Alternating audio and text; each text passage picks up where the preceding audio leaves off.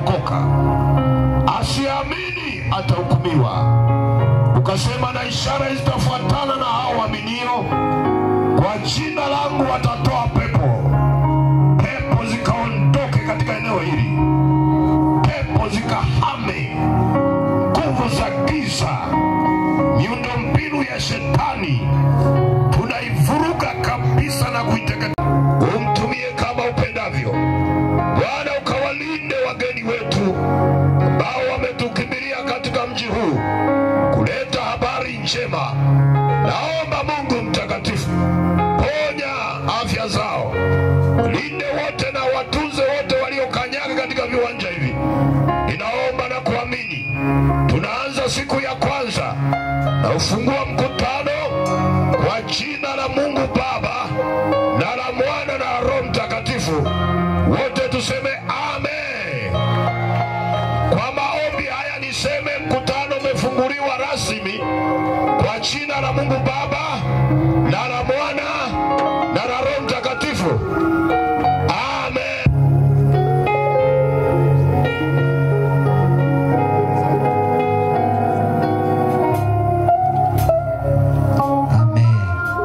Bwana Yesu asifiwe makutano. Bwana Yesu asifiwe. Bwana Yesu asifiwe. Bwana Yesu asifiwe. Bwana Yesu asifiwe. Bwana Yesu asifiwe. Nisikie kelele za shangwe. Bwana Yesu asifiwe. Haleluya, haleluya.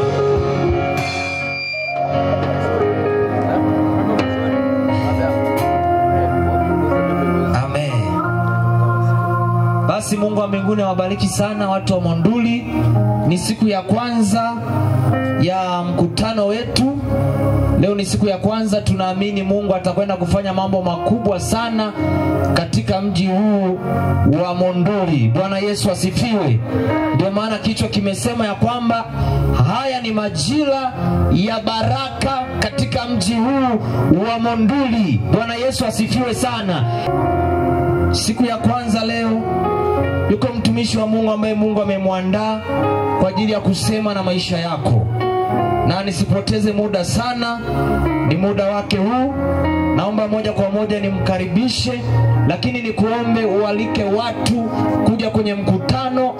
Wiki hili Bwana atakwenda kufanya mambo makubwa sana.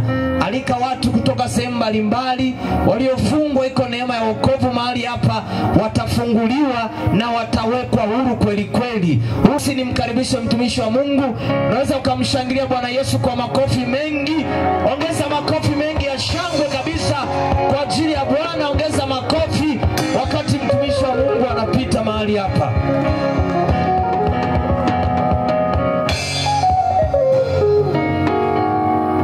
Haleluya. Bwana Yesu asifiwe. Kabla sijaendelea, tumwabudu Mungu kwa wimbo huu. Tumtukuze Mungu kwa kumwambia Bwana, wa kuabudiwa ni wewe peke yako. Wa kuabudiwa, tusimame. Wa kuheshimiwa ni wewe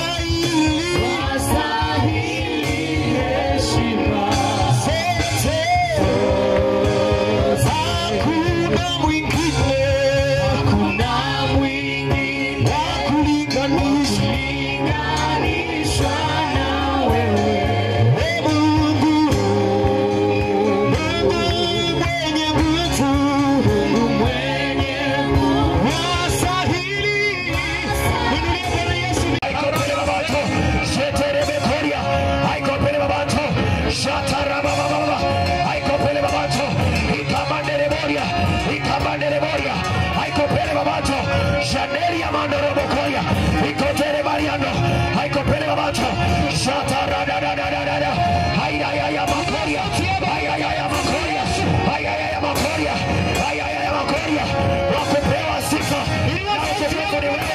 Wakupewa heshima.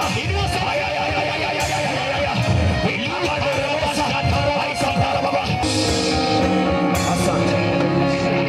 Hebu muinulie Yesu makofi yako jioni leo.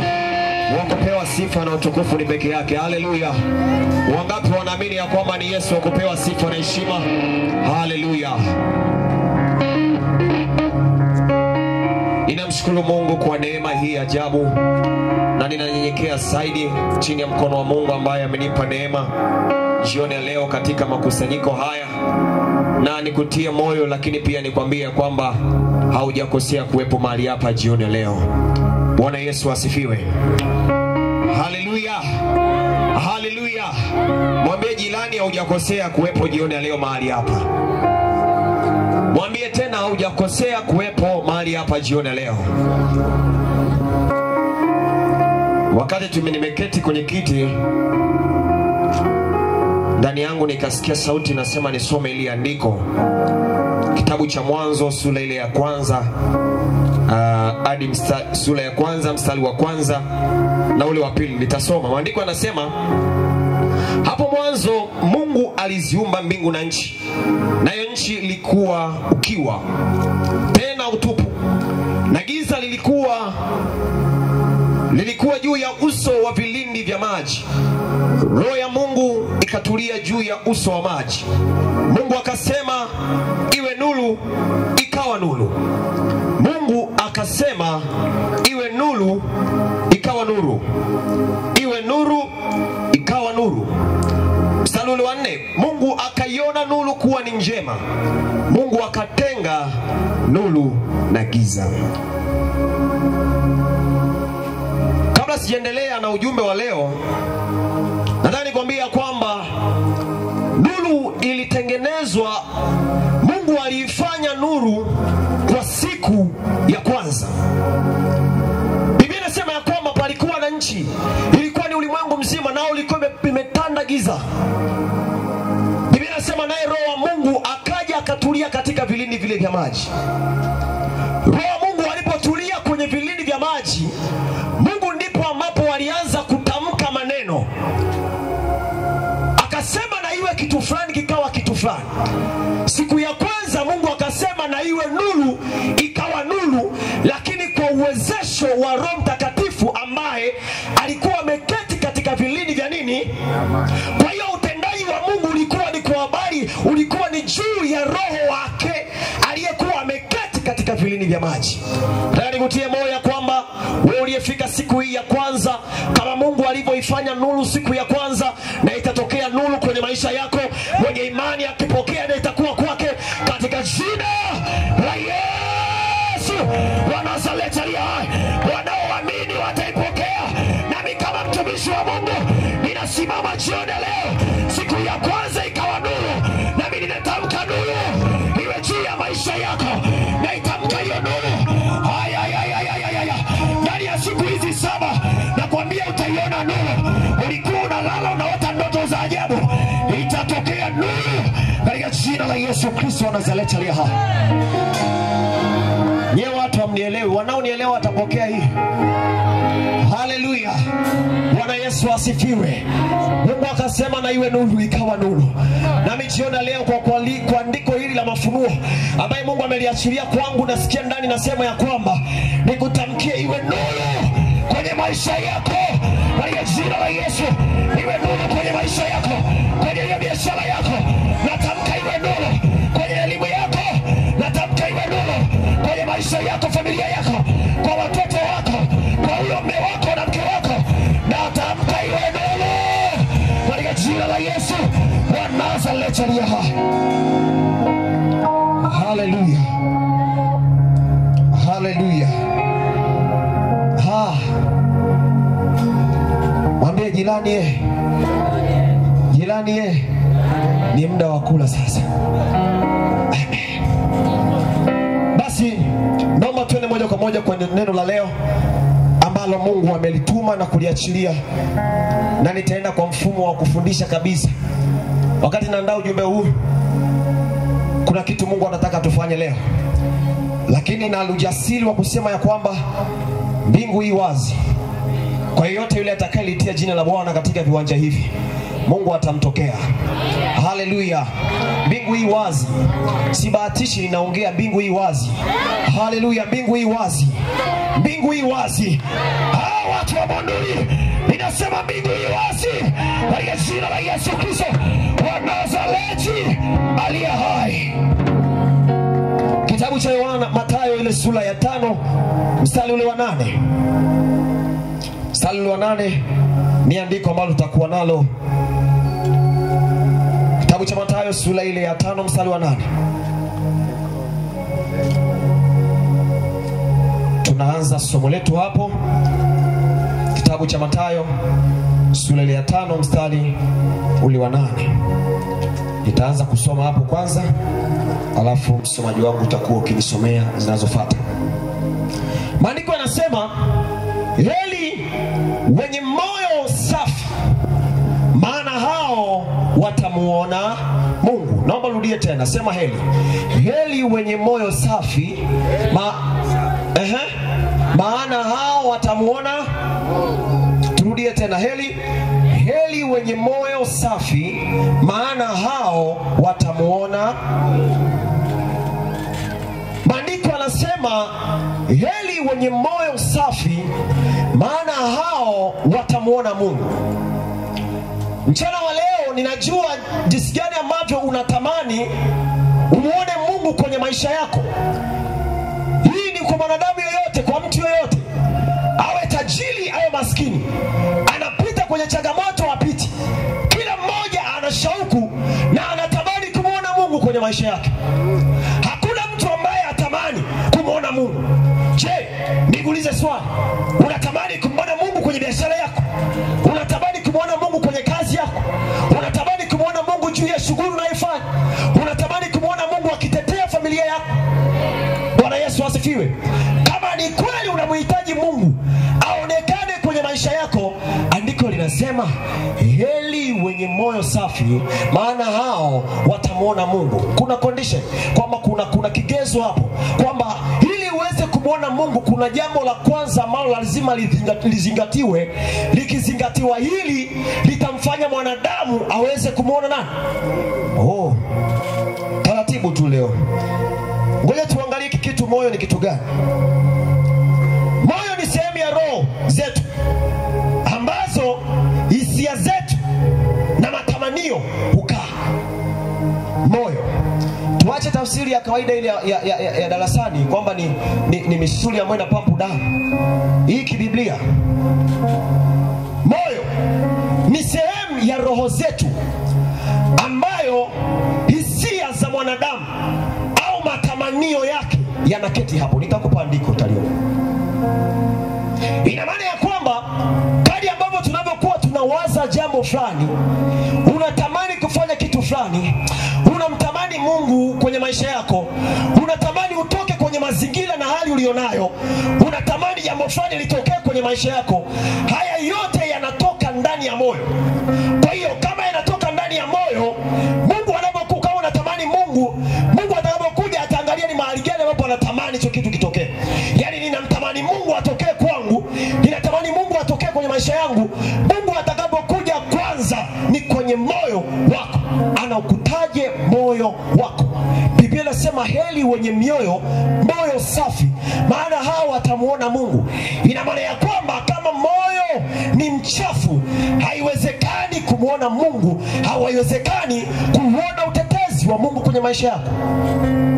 Kitabu cha Marko sura ya 7 mstari wa 21 hadi 23. Twende hapo tusome. Tadi kuonyeshe moyo ni kitu gani. Marko sura ya 7 21 hadi 23. Biblia inasema mstari wa 21, kwa maana ndani ya mioyo ya watu hutoka mawazo mabaya, uasherati, wivi, uwaji, uzinzi, tamaa mbaya, ukorofi, hila, ufisadi, kijicho, matukano, kiburi, upumbavu. 23. Haya yote yaliyo maovu yatoka ndani, nayo yamtia mtu unajisi. Jamani, Biblia imesema iko wazi. Angalia, Biblia imeolozesha haya yote ambayo yanatoka ndani ya moyo: tamaa mbaya, ufisadi, urafi, unafiki, usengenyaji ulionao, hali ulionayo, tabia ya matusi ambayo unapambana nayo unashindwa kuiacha, uchawi ulionao ambao unashindwa kuacha, asila ulionayo ambao unashindwa kuiacha. Maandiko yanasema haya yote hutoka ndani ya moyo, na kwa kuwa yanatoka ndani ya moyo, haya ndiyo ambayo yanaunajisi roho yako.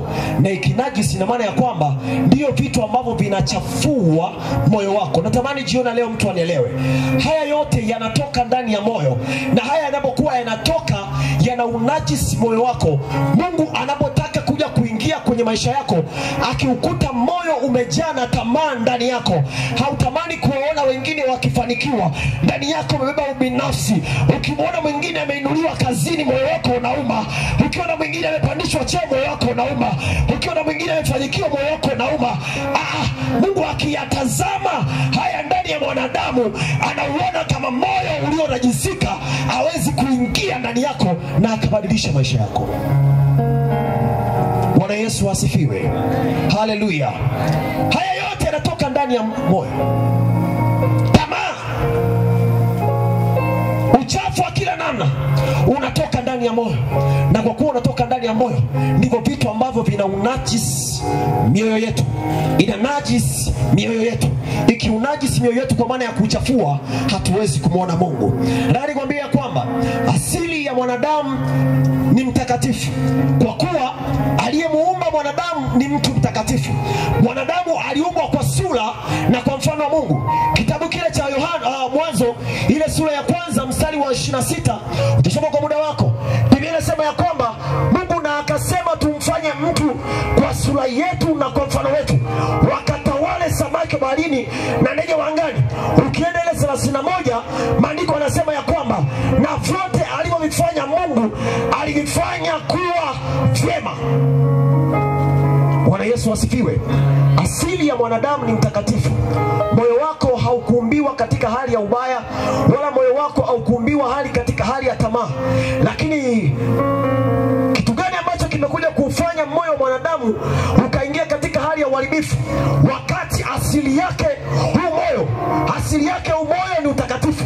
Mungu aliufanya moyo wa mwanadamu, wakati Mungu anamtengeneza mwanadamu, anamfanya atembee, aishi, atembee, alikifanya kuwa kitakatifu. Lakini mwanadamu leo, kwa kuwa kutokana na dhambi ambayo Adamu aliifanya, imemfanya mwanadamu leo kutembea katika maisha hayo. Kitabu cha Warumi sura ya 5 mstari wa 13. Nataka kwanza unielewe kwenye utangulizi huu kwenye eneo la moyo, alafu nitakuonyesha kwa habari ya moyo safi ambalo ni somo letu la leo.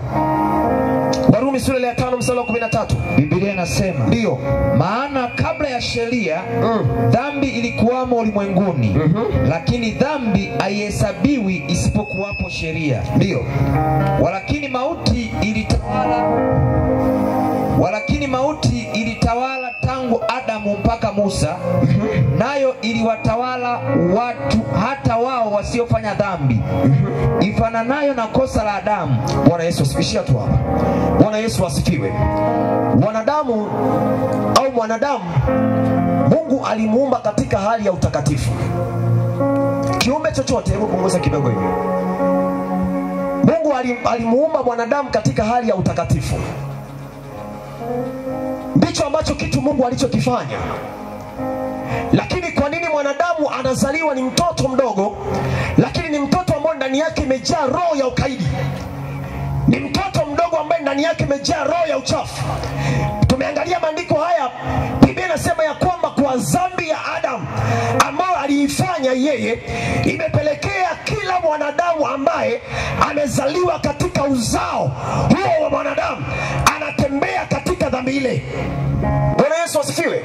Mungu alimfanya mwanadamu kuwa mtakatifu kwa sababu Adamu wakati anaumbwa, Mungu alifanya kila kitu kuwa chema. Ina maana ya kwamba moyo wako asili yake ni asili ya chema, asili yake ni asili ya utakatifu. ila kwa sababu ya dhambi ya Adamu katika bustani ya Eden ilimfanya kila mwanadamu ambaye alizaliwa alikuwa ni mwenye dhambi. Na ndiyo maana usipompokea Yesu umezaliwa, hujawahi tukana. Kuiona mbingu ni kazi, kumuona Mungu ni kazi. Utaishia katika mafanikio ya kawaida tu, lakini kuna wakati tunaamini ya kwamba kuna mahali tutakusubiria utaanguka tu. Mafanikio yoyote yale yasiyokuwa ya kimungu, usiwaone watu wanafanikiwa hawagangi, hawafanyaje, hawaendi kwa waganga, hawaendi kufanyaje, lakini tunatazamia na iko hivyo ya kwamba hawa watu watakwenda, lakini kuna mahali wataanguka.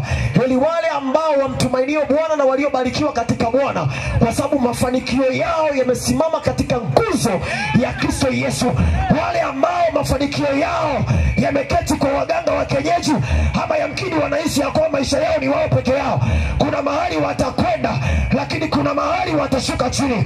Na nikwambia kwamba mkazi wa mahali hapa ya kwamba kama unayaona mafanikio ambayo unaendelea nayo na hauoni ya kwamba ni kuna sababu ya kumtafuta Mungu au ya kumpa Mungu maisha yako au hiyo biashara yako au hiyo kazi yako, nakwambia utakwenda mbele, lakini kesho tutakusubiria hapa chini. Ili wale wamtumainio Bwana, wamfanyao Bwana kuwa kinga yake, na mioyoni mwao hawajamwacha Bwana. Maandiko yanasema ya kwamba watakuwa kama mti uliopandwa kando kando ya vijito vya maji, ambao utazama tunda kwa wakati wake, utaendelea kuchanua. Bwana asifiwe sana. Haleluya, haleluya, haleluya, haleluya, haleluya, haleluya. Sijawasikia haleluya. Amina yako inifikie hapa. Haleluya, haleluya, haleluya. Kwa hiyo asili ya mwanadamu ni utakatifu. Moyo wako Mungu aliufanya kuwa mtakatifu kusudi kwamba awe na uwezo wa kuweza kukufikia kwa uharaka. Wakati Adamu anakaa katika bustani ya Eden, Mungu alikuwa akimtokea kila wakati kwa sababu moyo wake ulikuwa hujaharibika. Lakini wakati ambapo Adamu moyo wake uligeuka, ndipo Mungu alianza kukata mawasiliano na Adamu. Alianza kuongea naye tena kwa kumtafuta. Haikuwa kawaida kama ilivyokuwa, kwa sababu moyo wa Adamu mwanzoni ulikuwa msafi, asili yake ilikuwa ni takatifu. Lakini baada ya shetani kuingia na kuleta uovu, moyo wa Adamu ukaingia uongo, ukaingia kila namna ya uharibifu. Wewe unajua moyo wako jinsi ulivyo, unajielewa kabisa jinsi ulivyo, unajiona kabisa ndani yangu mimi na Mungu hapana. Umbea nilio nao mimi na Mungu hapana. Fitina nilio nao, uchungu nilio nao, niliona kabisa mimi na Mungu hapana. Lakini Mungu wakati ule alikuwa akiongea na Adam kwa sababu ya utakatifu wake. Baada ya dhambi Mungu alijitenga na yeye. Na aliongea na mtu mmoja ambaye ni mlokoe, yamkini ni mtu wa dini au ni mtu ambaye hajaokoka. Alikwambia kwamba moyo wako unapokuwa mchafu, haiwezekani Mungu kuingia kwenye maisha yako. Yesu asifiwe sana. Amina. Kwa hiyo moyo wa mwanadamu ukiharibika, haiwezekani kumuona Mungu. Narudia tena, moyo wa mwanadamu ukiharibika, haiwezekani kumuona Mungu. Watu wamejeruhiwa mioyo. Umejeruhiwa na watu wangapi? Mwanamke mmoja ambaye alikuwa anatoka damu kwa miaka 12, maandiko yanasema ya kwamba ni mtu ambaye alikuwa ameshajeruhiwa na matabibu. Wamemshamlia vitu vyake vingi sana, kiasi ya kwamba moyo wake tayari hauna furaha tena. Moyo wake tayari ni mtu mwenye manunguniko ndani. Moyo wake ni mtu ambaye umeshaharibika, hatamani tena. Lakini alipoliona tumaini ya kwamba mimi ni lazima niende kwa Kristo Yesu, akaanza kutengeneza moyo wake kwanza mapema. Akasema sasa huu ni wakati wa kumfuata Yesu. Huu ninataka, nimemwamini huyu Bwana, nimemwamini huyu Yesu, ngoja nimfuate. Alipotengeneza moyo wake na kumwamini ya kwamba nikimfuata Yesu, Yesu atabadilisha maisha yake, na alipomfuata Yesu alibadilisha maisha yake. Sema amen. Amen. Bwana Yesu asifiwe. Tuingie sasa moyo safi. Ndio kitu ambacho nataka tuzungumzie leo. Moyo safi. Moyo safi. Biblia inapozungumzia kwa habari ya moyo safi, ambao ndio ujumbe wetu siku ya leo. Biblia inapozungumzia kwa habari ya moyo safi, anazungumzia kwa habari ya utakatifu. Biblia inapozungumzia kwa habari ya moyo safi, anazungumzia kwa habari ya utakatifu. Kwa habari ya utakatifu. Kitabu cha Waebrania ile sura ya 12 mstari wa 14, maandiko yanasema, tafuteni kwa bidii watu wote, na huo utakatifu ambao hapana mtu atakayemuona Bwana asipokuwa nao. Tafuteni kwa bidii kuwa na amani na watu wote, na huo utakatifu ambao hapana mtu atakayemuona Bwana asipokuwa nao. Unatafuta muujiza, unatafuta mwingilio wa Mungu, unatafuta kuingiliwa kwa Mungu, Mungu aingilie maisha yako, unatafuta Mungu aingilie kazi yako, unatafuta Mungu aingilie biashara yako, aidha ni familia yako, aidha ni mume wako, ni watoto, ni maisha yako kwa ujumla. Biblia inasema ya kwamba pasipo utakatifu, kwa maana ya kwamba pasipo kutengeneza moyo wako, haiwezekani kumuona Mungu isipokuwa tu rehema. Kama Mungu hata ruhusu rehema zake ziingie kwenye maisha yako, wewe kama mwanadamu una juhudi kwanza ya kutengeneza moyo, kwa maana ya kutafuta utakatifu, ili utakatifu ukiingia kwako, Roho Mtakatifu na Mungu aingie kwenye maisha yako. Bali nisema kwamba kama bado hujaona mwingilio wa kimungu kwenye maisha yako, umemtafuta Mungu kwa vya kutosha, yamkini mpaka sasa hivi hauoni mwelekeo wa maisha yako ni kwa namna gani unaenda. Sikiliza, wakati huo rehema sio kwako zimenyamaza. Huo ni wakati Mungu anatafuta juhudi yako ya kutafuta utakatifu. Sikiliza, kuna watu ambao wanatembea kwenye maisha magumu, si kana kwamba wao adui anawatesa, ama si kana kwamba wachawi wameinuka juu yao. Ni kweli kuna wakati unafikiria kwamba wananiloga, ni kweli unafikiria kuna wakati wananichezea, lakini ndio nikwambia kwamba kuna wakati unapita kwenye changamoto ngumu, ni kwa sababu Mungu ameruhusu. Na ni kwa nini anaruhusu? Ni kwa sababu anaitaka roho yako, kwa maana alitambua ya kwamba asili ya mwanadamu huyu wala sio moyo alionao. Akiuangalia moyo wako, haioni sababu ya kutengeneza maisha yako. Kwa hiyo kuna mahali Mungu ataruhusu upite, ni kwa sababu anataka roho yako. Yesu asifiwe. Mungu anazitaka roho zetu. Kabla ya fedha, kabla maisha yako, Mungu anaitaka roho yako. Na ndio maana leo tukisema tuhubiriane, tukwambia kwamba njoo kwa Yesu, njoo tupata fedha, unakuja uoni fedha, unachomoka zako unaenda. Si umeokoka? Naongea na wewe. Umeokoka, umekuja kanisani, uliambiwa kuna fedha na hujapata fedha. Leo kwa wapi? Moyo wako usharibika, unakaa kanisani kama vile umekaa ni wakala tu wa shetani, umekaa kule. Kwa sababu gani? Haukumpa Yesu moyo. Yesu alipokuja, Biblia inasema kwamba kuleta tu tajiri, anasema sikuleta amani. Kama kuleta amani, alileta nini? Kama Yesu hakuileta amani, kuna kitu kingine ambacho alikileta. Alileta uwezesho wa Roho Mtakatifu ambao huo unakaa ndani ya mtu. Huo utakatifu alileta holiness, alileta utakatifu, alileta utakatifu ambao huo ukikaa kwako, ukikaa na utakatifu, ni uwepo wa Roho Mtakatifu. Huo ukikaa kwako, huo ukikaa kwako, fedha zitakuja, heshima itakuja, kama ni magari yatakuja, kama ni uchumi utakuja, unatamani kumwona Mungu vitakuja, kwa maana yeye ni sumaku ulioko ndani. Unavyotembea nao utakatifu, vitu vinakuja vyenyewe. Unatafuta heshima,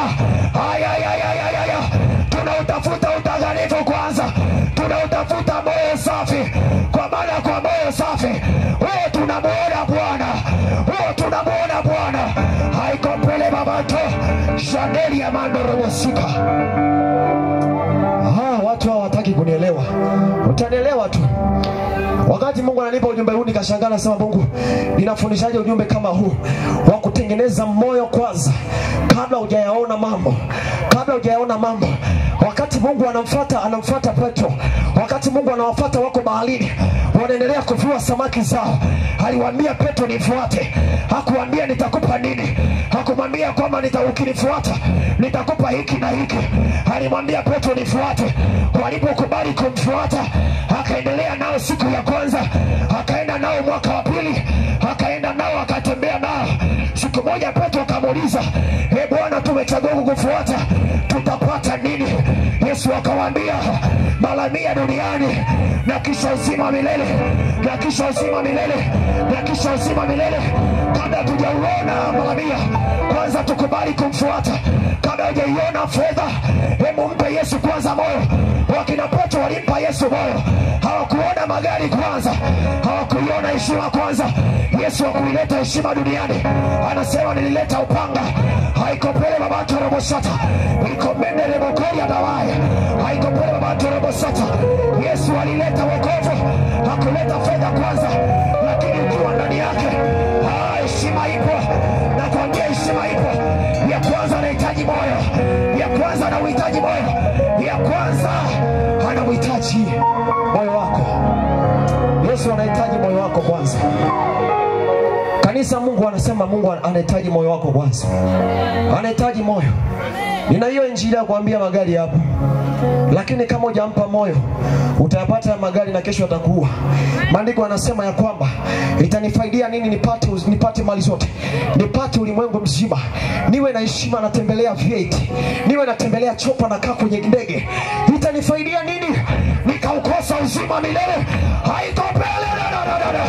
Itanifaidia familia yangu nikaikosa mbingu. Itanifaidia nini? Na nikwambie mtu wa Monduli, hebu mpe Yesu moyo wako kwanza. Ulimpa maisha yako, lakini yeye anakuambia badilisha huo mtazamo ulio nao. Yesu anataka moyo wako. Mwambie jirani, Yesu anautaka moyo wako. Yesu anautaka moyo wako.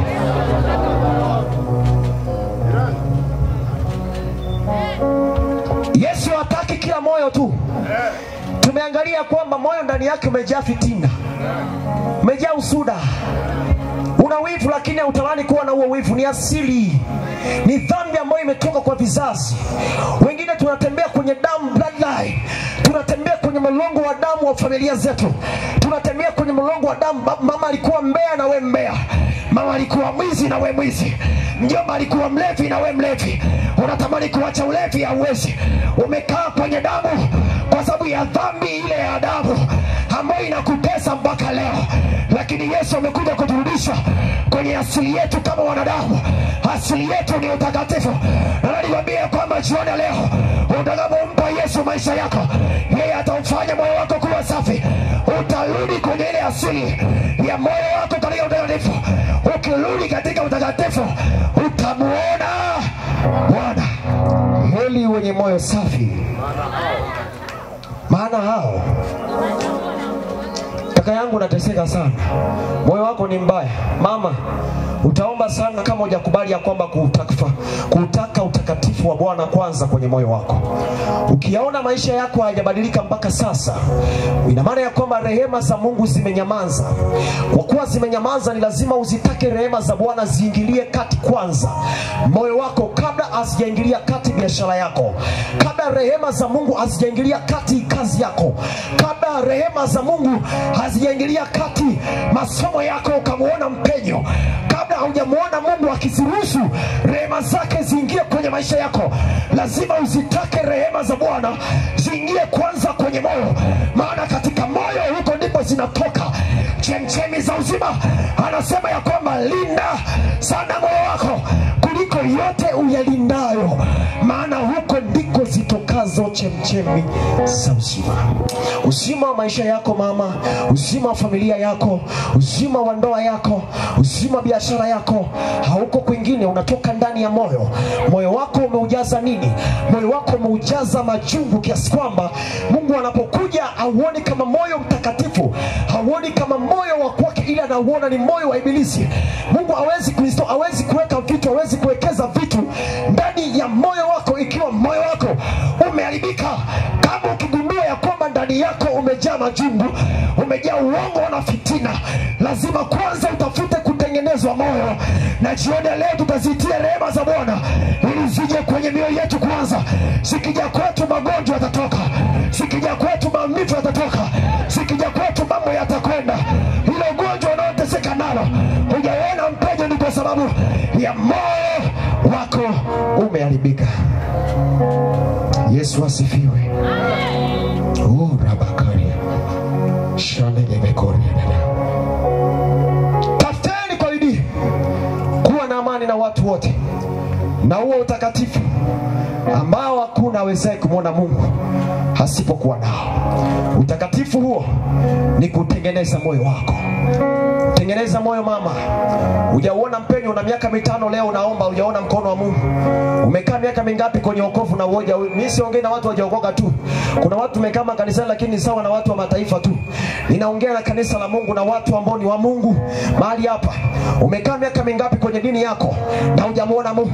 Una miaka mingapi umekaa unamwabudu Mungu asubuhi na mchana na hujamuona Mungu? Angalia, chunguza moyo wako jinsi ambavyo umejaa vitu vichafu. Umejaza majungu kila wakati. Majirani wanakuelewa. Majirani wanatambua huyu mwanamke hapana, hashikiki. Kuna watu ukiwatazama wanasema kwamba huyo mtu hauwezi ukamwingilia hivi hivi. Ukimwingilia utapewa 2-3. Utapewa neno la huku, utashangaa na kufua nguo kwa maneno yake. Wamekujua mtaani jinsi ambavyo ulivyo. Umejaa na majina ya ajabu. Haya majina hayakuwa kwako tu vibaya. Yameunajisi moyo wako. Yameharibu moyo wako. Maisha unayoyapenda, vitu vinavyotokea, vitu ambavyo unavifanya kijana, umeufanya moyo wako umeharibika. Mungu anapokuja akiutazama moyo kama chemchemi ya uzima wako, anaugundua umeharibika. Mungu hawezi kuwekeza vitu hapo. Ananikwambia kwamba ukitaka kuchafua mtu, nenda ukaharibu chemchemi yake. Ni kazi sana kuchafua mtu ambao hujui chemchemi yake ilipo. Ukigundua chemchemi mahali ilipo, unaweza kuchafua mtu mzima. Na itakuwa ni rahisi sana. Nataka nikwambia kwamba shetani alichogundua kwa mwanadamu ni kwenda kuharibu chemchemi ya uzima wao. Amegundua ya kwamba chemchemi ya uzima wa huyu mtu ili aweze kufanikiwa ni katika moyo. Nikiuharibu moyo wake kwanza, nimeharibu mafanikio yake. Nikiuharibu moyo wake, nimeharibu huduma yake. Nikiharibu moyo wake, nimeharibu utumishi wake. Na ndio maana unapambana kuinua huduma yako wala ieni. Kwa sababu gani? Shetani alichofanikiwa kwako sio kukunyima nguvu. Mungu anaweza kaachilia nguvu. Alichokifanya ni kukutengenezea kuharibu moyo. Ameuharibu moyo, amekutia roho ya kiburi. Unajiona ya kwamba mimi ni mimi. Kuna namna kakiburi kamepanda ndani. Watu wengine unawaona wawezi. Wengine wakiimba unakiona ndani yako mimi ndio kitu. Mimi ndio kila kitu. Ukiona neema ya Bwana ameiachilia kwako kwenye biashara, kuna kiburi kinapanda kwako.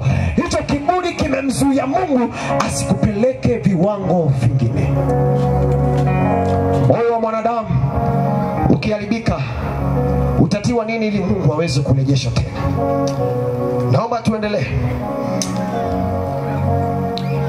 Hebu tuangalie watu hawa ambao Mungu alipendezwa na mioyo yao na vitu gani ambavyo vilitokea kwenye maisha yao. Mtu wa kwanza, Nuhu. Kitabu kile cha Mwanzo sura ya 6 mstari wa 5. 6:5 hadi 11. Msomaji wangu nisaidie. Kitabu cha Mwanzo 6:5. Sorry kwanza, samahani kidogo. Kabla sielezea hiyo mifano, ngoja nikwambie kitu kimoja hapa.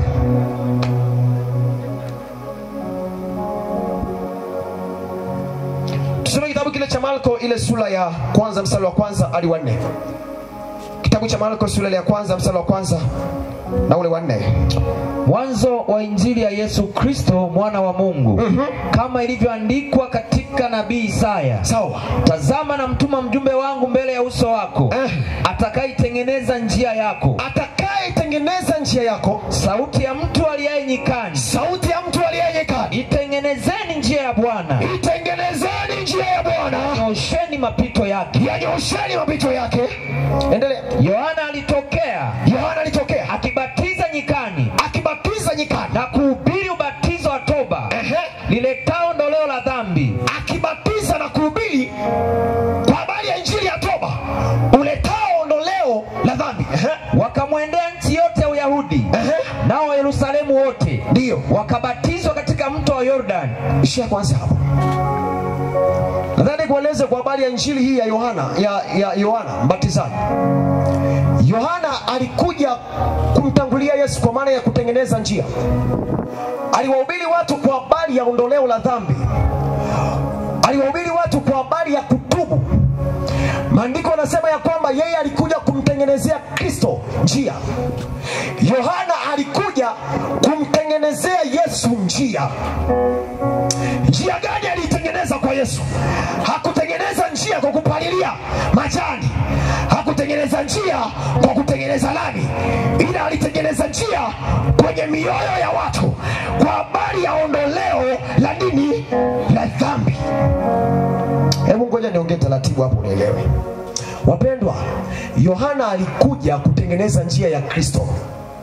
alikuja kuitengeneza kwa wanadamu, kusudi kwamba dhambi iondoke ndani, watu wawe watakatifu.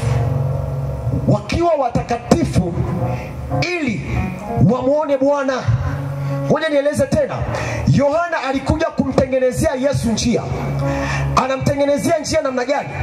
Alimtengenezea njia kwa kuitengeneza mioyo ya watu, ili kusudi kwamba Yesu akija watu wamuone nani? Bwana Yesu asifiwe. Narudia tena. Yohana alikuja kumtengenezea Yesu nani? Njia. Alikuja kumtengenezea njia Yesu. Alimtengenezea njia Yesu katikati ya mioyo ya watu, ili kusudi kwamba watu wakija, Yesu akija, watu wapate kumuona. Yohana aliwaambia watu tubuni, akawabatiza kwa maji. Anaiandaa mioyo yao watu, ili Yesu akija aweze kuwatakasa. Hebu soma ule mstari wa 7 hapo, kuna kitu nataka nikijue. Mstari wa 7 pale. Akahubiri akisema, yuhaja nyuma yangu aliye na nguvu kuliko mimi. Yuhaja nyuma yangu mwenye nguvu kuliko mimi, ambaye mimi sistahili kuinama, na kuilegeza gidamu ya viatu vyake. Ndio. Mimi niliwabatiza kwa maji, bali yeye atawabatiza kwa Roho Mtakatifu. Turudie tena, bali ninyi atawabatiza kwa Roho Mtakatifu. Yohana alikuja kuitengeneza njia katikati ya mioyo ya watu, kuwaondolea dhambi, kuondolea ndani yao husuda, fitina, umbea, wivu, uzinzi, uasherati, uongo, ujambazi. Alikuja kuondoa ndani ya mioyo yao, akawabatiza. Kuna watu walibatizwa wanahisi ya kwamba tayari mioyo yao ni misafi. Yohana aliwabatiza, lakini ilibidi ya kwamba hawa watu wangojee kitu kingine chenye uwezesho mkuu, ambao ni Kristo Yesu, yeye ambaye atakaye kuja kuwabatiza katika Roho Mtakatifu, ambao kuwabatiza huko ni kwa habari ya nguvu ya Mungu ambayo Yesu alikuwa nayo, ambayo ilikuwa inatakiwa ingie ndani ya wanadamu. Bwana Yesu asifiwe. Haleluya. Jioni leo nimekuja kuandaa moyo wako ili kusudi kwamba Yesu aingilie maisha yako. Kama ilivyokuwa kwa Yohana, anawaambia watu wake, anawaambia tubuni dhambi zenu zifutwe. Kitabu kile cha Matendo ya Mitume sura ya 3:19 anasema tubuni ili dhambi zenu zifutwe, zipate kuja nyakati za kuburudishwa. Kwa maana ya kwamba usipotubu, hizo nyakati ambazo unazitamani miaka 10 iliyopita hauwezi ukaziona. Ni kwa kuwa haujaziona rehema za Mungu zikiingilia maisha yako. Hauwezi ukamwona Mungu kama bado jioni ya leo hujatubu. Usione kawaida wewe kuwepo katika viwanja hivi jioni ya leo. Mungu anaitafuta nafsi yako imrudie kwanza leo. Na jioni ya leo tutaenda mbele za Mungu kwa njia ya rehema na toba. Tutamwambia Bwana uturehemu, kwa kanisa zima, kwa kila mmoja aliyeko hapa jioni ya leo. Tutamwendea Mungu kwanza aturehemu, aitakase mioyo yetu kwanza, alafu akishaitakasa utamuona Mungu jinsi Mungu atakavyofanya mambo hapa, katika jina la Yesu. Kwa kila akiamini atapokea hilo, na kama unaamini sema amen. Kama unaamini sema amen. Kama unaamini sema amen. Kama unaamini sema amen. Kama unaamini sema amen. Yohana alikuja kuitengeneza njia, akaitengeneza mioyo yao ili waifanye mioyo yao kuwa safi, ili Yesu atakapokuja watu wapate kumjua. Na nikwambia ya kwamba Yohana aliwahubiri watu wengi, lakini sio wote ambao wakati Yesu alipokuja walimjua. Utaniambia mtumishi, mbona wote walimuona? Mbona wote walimuona? Kuna watu ambao hawakukubali injili ya Yohana. Yesu alipokuja wale watu hawakumjua Yesu, na ndio maana Yesu alipokuja wengine walimjua kama mwizi, wengine walimjua kama mharibifu. Wa Mafarisayo walimjua kama mharibifu wa Torati, lakini wale ambao walitengenezwa mioyo wakati Yesu anakuja walimuona kama Bwana, walimuona kama Mesia. Na jioni leo ndani kwambie, ukiutengeneza moyo wako, Yesu atakuwa Bwana, Yesu atakuwa Mesia kwenye maisha yako. Nataka utengeneze moyo leo, ili Yesu anaposhuka umuone kama mkombozi kwenye maisha yako. Nyie watu hamjanielewa. Hamjanielewa. Sikia. Yohana aliwaambia watu tubuni. Wakatubu, Kuna wengine walikataa. Wakati Yesu anakuja, si kila mtu alimuona, japokuwa wote walimuona. Au niseme hivi, si kila mtu aliyemjua, lakini wote walifanyaje? Walimuona. Na ndiyo maana wengine walimuita mwizi, mnyang'anyi. Wengine walimuona kama mbea, wengine walimuona kama jambazi, wengine walimuona kama mharibifu aliyekuja kuliharibu Torati. Sikiliza, umemwona Yesu siye msaada kwenye maisha yako, ni kwa sababu ya moyo wako haujatengenezwa. Haujamuona Yesu kuwa ni msaada kwenye maisha yako, na ndiyo maana umeona ya kwamba mizimu ya nyumbani kwenu inaweza kusaidia, ni kwa sababu moyo wako bado haujatengenezwa. Ukiutengeneza moyo wako, Yesu atakaposhuka jioni leo katika viwanja hivi, yeye atajifunua kwako kama Bwana. Anasema ya kwamba aliwaponya waliohitaji kuponywa. Ina maana ya kwamba waliokutengeneza mioyo yao kwanza, waliokubali utakatifu kwanza, waliokubali kumpa Yesu mioyo yao kwanza, hao ndio Bwana aliyojifunua kwao kama Bwana na Mwokozi. Lakini wale ambao walitumainia ya kwamba mizimu yao inaweza kuwasaidia, Yesu akija hapa watamuona kama Mesia tu, watasikia tu habari zake tu, watajua tu ni Yesu anamsifu, wanafanyaje. Sikiliza, hauwezi ukajua radha ya Yesu ndugu yangu kama hujaionja. Mimi ninajua, yani ninasikia nina hiyo furaha ya Kristo, kwa sababu yani kuna namna ukikaa ndani ya Yesu wapendwa, sikutamanishi, lakini ndani kwambia wewe jaribu tu wenjo. Iko raha, iko raha. Hujaiona raha kwa sababu ulimpa Yesu, ulitafuta vitu kwa Yesu, ukutafuta ukumpa Yesu moyo, ulitafuta fedha kwa Yesu, uliokoka kwa sababu kuna kitu ulikuwa unakihitaji. Njoo kwenye semina wiki ijayo, nitakueleza kwa habari ya Injili.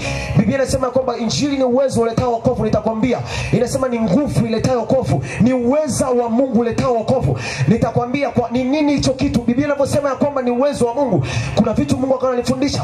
Nitakwambia Injili gani uliyoipokea na matokeo gani kwako. Watu tulipokea Injili tukitazamia kwamba tunaenda kupata utajiri kanisani, tunaenda kupata utajiri. Yesu alipokuangalia akasema, huyu mtu nikimpa fedha ninampoteza. Ulimpa Yesu moyo au ulienda kutafuta na Yesu? Wanasifiwe. Mimi nikigundua unanifuatafuata, kuna kitu nakihitaji na kuweka pembeni. Haleluya. Kuna marafiki wale ambao anakuja kwako kwa sababu kuna vitu ambavyo ameviona kwako wakati tuko shule ya msingi. Kuna wakati ukigundua kuna litoto hapa lilikuwa lina fedha, kwao ni litajiri, mnakuwa mnalifuatafuata kwa sababu mnajua chochote kinaweza kuamka hapa. Nikimfuatafuata huyu mtoto, masaa ya break ninajua kuna msosi. Unamfuata si kwa sababu unampenda, lakini kuna kitu ambacho umekiona kwa yule mtoto. Yesu hataki watu wa namna hiyo ambao wanamfuata, ambao wanahitaji fedha tu, japokuwa fedha zipo. Anautaka moyo wako kwanza, anautaka moyo, anautaka moyo, anautaka moyo. Hataki fedha yako, hataki utajiri wako, anautaka moyo wako. Jioni ya leo na kutangazia ya kwamba ukimpa Yesu huo moyo wako, haiko pele mabato, hata kutendea leo.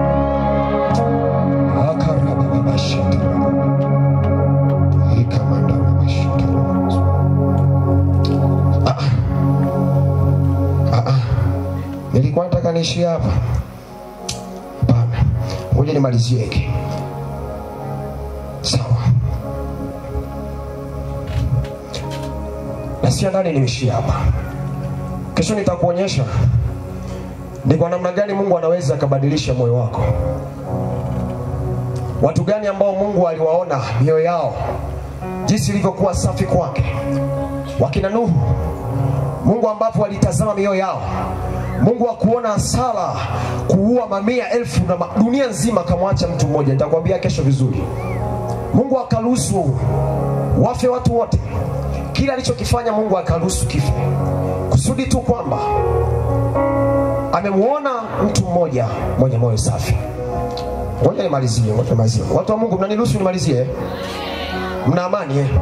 Ngoja nimalizie ili kesho Mungu atupe chakula kingine. Kitabu cha Nuhu, kwenye kitabu kile cha Mwanzo, sura ile ya 6 mstari wa 5, tusome hapo. Biblia inasema Bwana akaona ya kuwa maovu ya mwanadamu ni makubwa duniani. Maovu ya mwanadamu ni makubwa duniani, na kwamba kila kusudi analowaza moyoni mwake ni baya tu siku zote.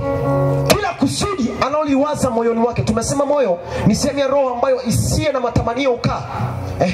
Bwana akagairi. Bwana akagairi kwa kuwa amemfanya mwanadamu duniani. Akahuzunika moyo. Akahuzunika moyo. Bwana akasema, nitamfutilia mbali mwanadamu niliyemuumba usoni pa nchi, mwanadamu na mnyama, na kitambaacho na ndege wa angani, kwa maana na gairi ya kwamba nimewafanya. Anagairi ya kwamba aliwafanya wanadamu wote. Lakini Nuhu akapata neema machoni pa Bwana. Nuhu akapata neema machoni pa Bwana. Kwa sababu gani amepata neema? Mungu alipendezwa na moyo wake. Ndani kwambie mwanamke uliyeko mahali hapa jioni leo, ama mwanaume kijana, ya kwamba moyo wako jinsi utakavyofanya kuwa safi, itamlazimu Mungu kuwaondoa maadui wote wanaofuatilia maisha yako ili kuiponya nafsi yako. Mungu hataona hatari kuwaondoa maadui waliokuzunguka, hataona shida kugairi kumfanya mwanadamu anayepambana na maisha yako. Kama jioni ya leo utahitaji neema ya Kristo iingilie kati moyo wako. Unateseka kupambana kila siku, familia ikutaki na kuambia ondoka nyumbani. Hauelewi wewe miaka sasa hivi ni 40, 42 umekaa hapa nyumbani. Miaka 65 umekaa hapa nyumbani. Mbona uendi kuolewa? Ufanyaje? Sikiliza, wewe tengeneza moyo tu. Acha kuhangaika kwa waganga wa kienyeji. Utahangaika sana, utahangaika kwa washauri. Wakati mwingine utajipitisha watu wa kutongoza lakini hawawezi. Sikiliza, tengeneza moyo wako kwanza. Kijana, tengeneza moyo, shetani shindwa. Tengeneza moyo wako kwanza. Tengeneza moyo wako kwanza. Tengeneza moyo wako kwanza. Mungu akafurahishwa na moyo wa Nuhu, akagairi kuwafanya wanadamu wote. Biblia inasema ya kwamba Mungu akaangamiza dunia yote. Mungu akaangamiza dunia yote. Lakini kwa kuwa alipendezwa na moyo wa Nuhu, alipendezwa nao, akamwambia Nuhu, nimekuona umepata kibali machoni pangu. Watu wenye mioyo safi hao ndio wanaopata kibali. Ukitafuta kibali kwenye biashara, wewe tengeneza moyo wako. Ukitafuta kibali kwenye kazi, wewe tengeneza moyo wako. Usitafute mashindano. Unaona wengine wanainuka, mwambie Mungu, ninakutukuza kwa ajili yao. Ninautengeneza moyo wangu. Haikopele baba tu robosata. Nadhani kwambia kwamba ukiona wengine wanafaulu, mwambie Mungu, asante kuwainua. Moyo wangu Bwana unakuadhimisha wewe. Moyo wangu haujisikii kuumia. Moyo wangu unajisikia vizuri. Katika hali hiyo Bwana atakuinua. Atakapoleta gharika, atakutoa kwenye ile gharika. Ni kweli gharika ya familia, lakini Yesu akitaka kuja kuiangamiza hiyo familia yako, ataangalia mwenye mioyo safi. Hao ndio atakao waokoa. Na nilikwambia kwamba haijalishi ya kwamba moyo wako umeharibika kiasi gani, Mungu ana uwezo wa kutengeneza. Tumalizie kitabu hiki. Ezekieli sura ya 36 mstari wa 26. Ezekieli 36. Nadhani kwambia kwamba Mungu peke yake ndiye mwenye uwezo wa kutengeneza moyo wako. Haijalishi kwamba umeharibika kwa kiasi gani, ila Mungu anaweza kutengeneza. Ezekieli, nami nitawapa ninyi moyo mpya. Maandiko yanasema nami nitawapa ninyi moyo mpya. Nami nitatia roho mpya ndani yenu. Nami nitatia roho mpya ndani yenu. Nami nitatoa moyo wa jiwe. Nami nitatoa moyo wa jiwe uliomo ndani ya mwili wenu. Nami nitawapa moyo wa nyama. Haleluya. Unatamani jiona leo Mungu afanye moyo wako uwe mpya. Kuna wakati unashindana na hali ulionayo, hautaweza pasipokuwa Mungu kuingilia kati. Unashindana, hautamani kuwaonea wivu wengine, lakini unajishangaa tu ndani wivu umetawala. Yuko Mungu ambaye anaweza kubadilisha moyo, kwa sababu yeye ndiye aliyekifanya kicho chema hapo kwanza kabla ya Adamu kuanguka. Ana uwezo wa kurejesha moyo wa nyama tena ndani yako. Una moyo mgumu, na ndio maana Mungu hajafanya kwenye maisha yako. Magonjwa yanakutesa ni kwa sababu ya hali ya moyo wako. Hujakubali kumpa Yesu moyo wako. Mpe Yesu moyo wako jioni leo kwanza. Aingie kwako kwenye maisha yako kwanza, kwenye moyo. Akishaingia ndani anakuwa kama sumaku ambayo ikipita mahali inavuta. Moyo wako unapokuwa msafi, ndivyo ambavyo unavyozidi kuyavuta mambo. Biblia inasema ya kwamba mambo yote Mungu anajua nini ambacho tunahitaji kabla tujaomba. Anajua haja ya moyo wako, anajua unahitaji uponyaji, anajua unataka fedha. Anachokitaka ni moyo wako utengenezwe kwanza. Anataka moyo wako utengenezwe, uepukane na roho ya ufisadi, uepukane na roho ya ujambazi, wivu, hasira, kila namna yote iliyo chafu. Uepukane na hiyo hali. Ukishaepukana na hiyo hali, Mungu ataanza kuyavuta mambo ambayo unahitaji yaje kwako. Simama kwa miguu yako. Simama mahali ulipo. Leo ni siku yetu ya kwanza, na Mungu anasema Roho wa Bwana yuko juu ya vilindi vya maji. Na kwa kuwa Roho wa Mungu ameketi katika vilindi vya maji, akasema ya kwamba na iwe nuru, na ikawa nuru. Mshike jirani yako mkono hapo ulipo, wawili tu, alafu wote tusogee mbele. Sijaita watu ambao waje kuokoka. Kanisa lote tusogee mbele. Mshike baba jirani, mlete mbele. Uzuri niko hapa juu, naona wote wanaokimbia. Mlete mbele. Mimi sijaita watu waje kuokoka, nimeita kanisa lije mbele, na watu wote tuje mbele ambao tuko katika mkutano. Moyoni ninaongozwa tuende mbele za Mungu kwa njia ya toba tu. Alafu katikati ya toba na rehema Mungu atajifunua hapa. Mungu anataka tujidhihirishe kwake. Tumsogelea kwa njia ya toba. Wana praise, tusogea kwa mbele. Mungu anataka tujifunue kwake na kumsogelea kwa njia ya toba. Siku yetu ya kwanza hii ambao tunafungua mkutano wetu, Mungu anataka tumsogelee kwa njia ya toba. Omba rehema kwa ajili ya watoto wako. Unajui nini wanafanya? Maisha yako yamekuwa magumu kwa sababu Mungu akiangalia watoto haoni sababu. Wakati mwingine Mungu atafanya kwa sababu kuna mahali Mungu akikutukuza watoto, akikuinua wewe wala watoto wainuka. Watoto wamejaa kiburi, Mungu anashinda, anazuia maisha yako. Biblia inasema kwamba kitabu kile cha Ayubu sura ya kwanza mstari wa 5. Anasema naye Ayubu akatoa sadaka kwa ajili ya watoto wake, akimwambia Bwana, yamkini watoto wangu wamekutenda dhambi. Bwana, ninaomba rehema kwa ajili yao. Omba rehema kwa ajili ya uzao wako. Omba rehema kwa ajili ya rafiki zako.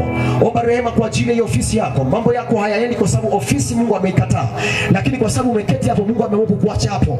Na kwa sababu umezikosa rehema za Mungu, hauoni mlango mwingine, na wakati huo ofisi mambo yamekuwa ni magumu. Hauelewi darasani, mambo hayaendi. Kwa sababu gani? Bado haujapata moyo wa rehema, na moyo wa toba hujaingia kwako. Jioni leo Mungu anataka tumwendee kwa njia ya rehema. Mimi sisikii kwingine, nasikia tumwingie Bwana, tumsogelee Bwana kwa njia ya toba na rehema. Unaweza ukalia kwa machozi yako, mwambie Bwana, ninaomba rehema. Bwana, ninaziomba rehema zako. Bwana, nimesuguka vya kutosha. Bwana, nimekuomba vya kutosha, lakini katika hili Bwana, ninaomba rehema zako.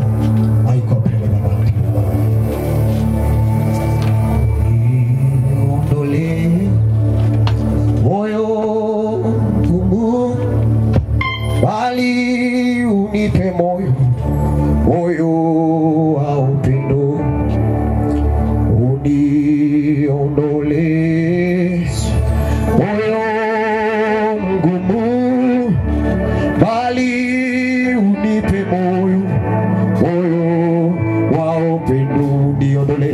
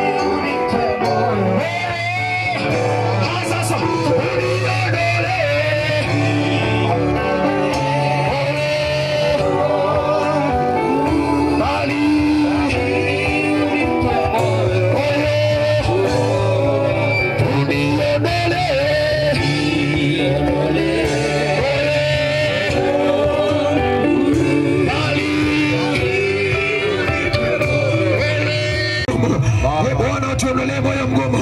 Twende mbele za Bwana kwa toba. Watu wa Mungu kanisa, nenda mbele za Bwana kwa rehema. Nitawaombea wagonjwa usijali, lakini mwambie Bwana ni rehema. Bwana niondolee moyo mgumu. Haikopele baba. Tuondolee Bwana. Tuondolee Bwana. Tuondolee Bwana.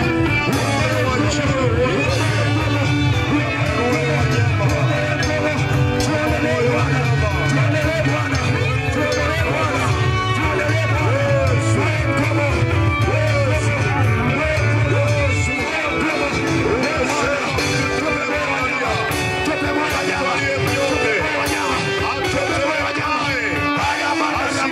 Endelea kuomba. Endelea kuomba. Endelea kuomba. Umefukuzwa kazi. Kwa sababu ya moyo wako. Umefukuzwa kazi.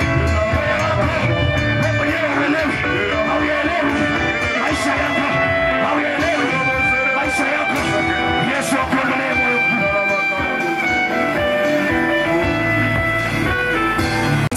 Mungu anakiona kilio chako. Mungu anakiona kilio chako. Receive the oil. Haikopele mabato. Shandarararara. Haya makoria baba. Shekere bebe kori. Haya mandara bosata. Ikomandere bosata. Mungu anakiona kilio chako. Asante Yesu. Asante Yesu. Uko hapa. Uko hapa jioni leo. Yesu uko hapa. Watoto wake wanaishije? Hayaelewi maisha yao. Sogea hapa mbele mwanamke. Sogea hapa. Haikopele mabato. Uzao wako hautamtumikia adui.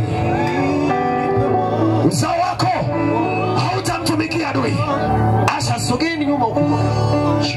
Uzao wako hautamtumikia adui. Sije karabashana rabakunia. Resepekekeperekata. Nyosha mikono. Akaniambia Jofo, unaiona hiyo mikono yako imeijaza uwezo wa Roho Mtakatifu. Haikopele mabato. Kuna mtu mmoja ambaye alikuwa anaitwa Filimoni, alienda kwa Samaria akawahubiria habari njema, lakini walikuwa bado hawajapokea Roho Mtakatifu. Mitume waliposikia habari za Samaria ya kwamba wamemjua Yesu, Petro pamoja na Yohana wakaja wakaombea, wakajazwa Roho, wakajazwa Roho. Kwa neno hilo ninasikia moto kwenye viganja vyangu, nasikia moto kwenye viganja vyangu, nasikia moto kwenye viganja vyangu. Ninaachilia moto juu yako. Hebu kamata tumbo lako, kamata tumbo lako Maulaka, kamata tumbo lako, kamata tumbo lako. Ninaachilia neema Bwana iwe juu yako, ninaachilia neema Bwana iwe juu yako, ninaachilia neema Bwana iwe juu yako, ninaachilia neema Bwana iwe juu yako, ninaachilia neema Bwana iwe juu yako, juu ya uzao wako, juu ya uzao wako, juu ya uzao wako, juu ya uzao wako, juu ya uzao wako, juu ya uzao wako. Ninauponya uzao wako, ninauponya uzao wako. Kwa jina la Yesu. Haya, kwa jina la Yesu. Ninakutoa uzao, uzao, uzao,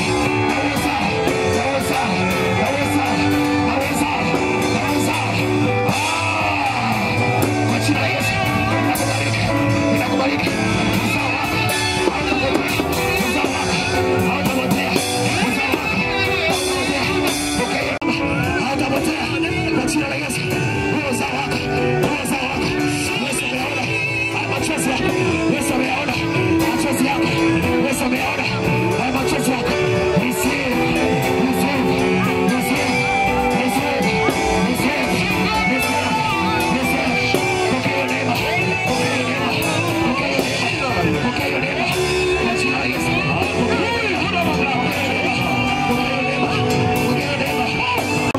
Ulimfuata Yesu kwa sababu tu ulikuwa unataka magari, lakini jioni leo unataka kumpa Yesu maisha yako.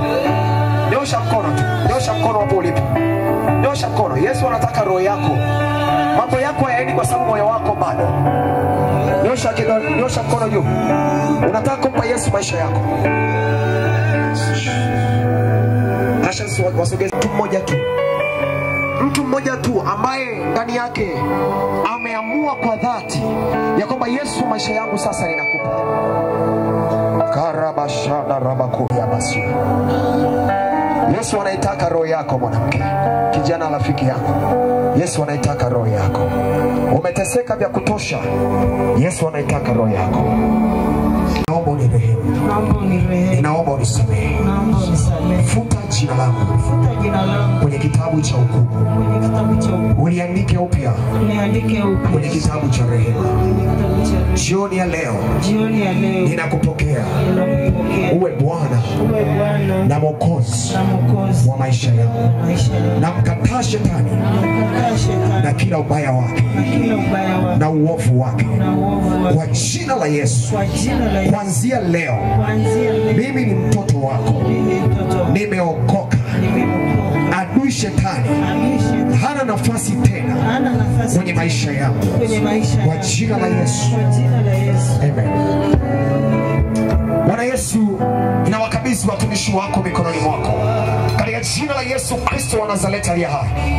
Katika jina la Yesu Kristo wa Nazareti aliye hai, ninatamka neema yako juu yao, e Bwana. Ninatamka neema yako juu yao. Wajalie neema, wajalie nguvu, wajalie upako kwa jina la Yesu. Kila vita, kila ngome, kila roho za kuzimu juu ya maisha yao ninazikemea, ninaziondoa out kwa jina la Yesu. Hakuna pando juu yao litakalotimia, hakuna pando juu yao litakalotimia. Ulinzi wako e Bwana wafunike kwa mamlaka ya jina la Yesu. Wakati kama nataka nishuke hapa niombe, kama wewe ni mgonjwa, hebu panda mstari nyuma yao ili tutakapopitia jina la Yesu Kristo. Wanasaletea e Bwana, ninashika neema yako juu ya watumishi wako ambao wamepokea sala ya wokovu e Bwana. Achia neema yako, achia neema yako, achia neema yako kwa jina la Yesu. Wanasaletea ninaachilia uwezo wako na neema yako juu ya mwili wake kwa jina la Yesu. Kila mateso ya kishetani jiwe huru kwa mamlaka ya jina la Yesu, kwa mamlaka ya jina la Yesu, kwa mamlaka ya jina la Yesu, kwa mamlaka ya jina la Yesu, kwa mamlaka ya jina la Yesu. Haikwenda kama fonye maisha haya, haya kapoje na usaya, haya kapoje na usaya, haya kapoje maisha haya, haya kapoje maisha, haya haya haya haya ipatamkie kwa sasa, haya jina la Yesu, haya aliye hai apokee uzima, apokee afya kwa jina la Yesu, haya kwa jina la Yesu, kwa jina la Yesu. Sufia kuokoka twende kabisa, haya kwa jina la Yesu, haya kwa jina la Yesu, haya kwa jina la Yesu, haya kwa jina la Yesu, haya kwa jina la Yesu. Inaondoa kila roho, kila roho, kila roho, kila roho, kaiondoa, kaiondoa, kaiondoa. Leo uzima, haya kwa jina la Yesu. Leo uzima, kila mauti, kila mauti, leo uzima, kila mauti, kila mauti, huru, kila mauti. Naikemea nguvu za giza zikimbie uache, kila mauti, kila mauti, kila mauti. Adui na kuondoa chia maisha yako, na kuondoa chia maisha ya Yesu. Kwa jina la Yesu, kwa jina la Yesu, kwa jina la Yesu, out kwa jina la Yesu, out kwa jina la Yesu, out kwa jina la Yesu, out kwa jina la Yesu, out kwa jina la Yesu. Asante Yesu kwa uponyaji wako. Kila roho, asante Yesu kwa uponyaji wako. Wewe unakutesa, wewe unakutesa, wewe unakutesa. Amen. Amen.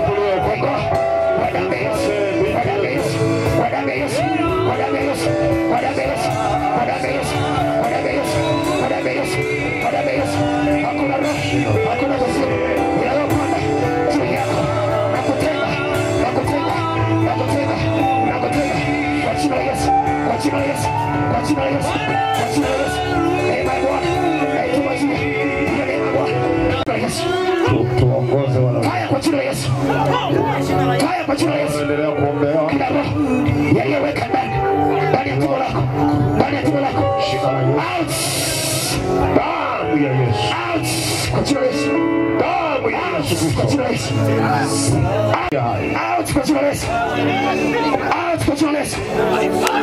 Out kwa jina la Yesu. Toka kwa mashamba na makuli. Toka ibilisi. Ninailani hiyo roho. Hiyo roho kama shetani. Hiyo roho ya mazimu. Toka mizimu.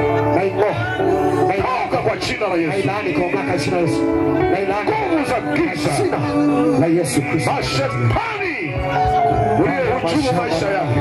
Shekete na Pelekeni kanisani, tukimaliza hawa tunakuja kanisani. Na ikiwa uko mahali hapa bado unasikia kuna udhaifu, ingia pale kanisani, tunakutana wagonjwa wote. Unahitaji, unatamani kutushirikisha. Unahitaji kwenye ndoa yako. Kuna wengine mmekuja hapa mna mahitaji. Hauna ugonjwa, lakini wale wanajambo mbona mnakaa mbali? Sogeni hapa. Una jambo ambalo unataka Bwana akufanyie, please usiondoke nalo. Njoo pale kanisani, tunasogea. Njoo tushirikishe, tutafanya maombi kwa ajili yako. Tumejiweka wakfu kwa ajili ya mkutano huu.